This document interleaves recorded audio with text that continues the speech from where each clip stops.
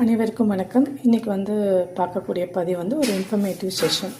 இது என்னென்னு பார்த்தோன்னா கிரானைட் அந்த கிச்சனுக்கு போடுவோம் இல்லைங்களா, மேடை, அது போட்டதுக்கப்புறம் ரிமைனிங் கல் இருந்தது. அதை என்ன பண்ணலாம் அப்படின்னு கேட்கும்போது அவங்களே ஐடியா சொன்னாங்க.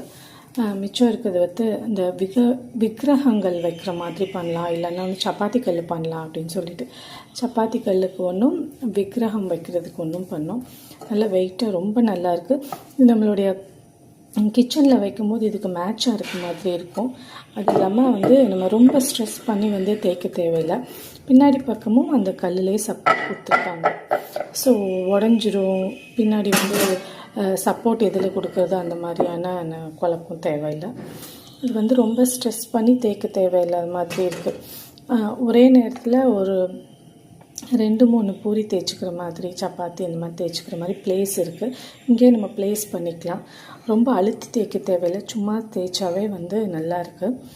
அந்த டைல்ஸு அதெல்லாம் ஒட்டுறதுக்கு நார்த் இந்தியன் பசங்க தான் வராங்க.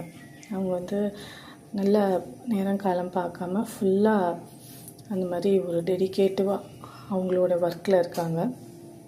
ஸோ உங்களுக்கு அந்த ரிமைனிங் ஏதாவது இருந்தது, ஸ்டோன் இருந்ததுன்னா இந்த மாதிரி ஏதாவது யூஸ்ஃபுல்லான ப்ராடக்ட் பண்ணி வச்சுக்கிட்டிங்கன்னா யூஸாக இருக்கும் நமக்கு. அதற்காக தான் இந்த பதிவு. நன்றி, வணக்கம்.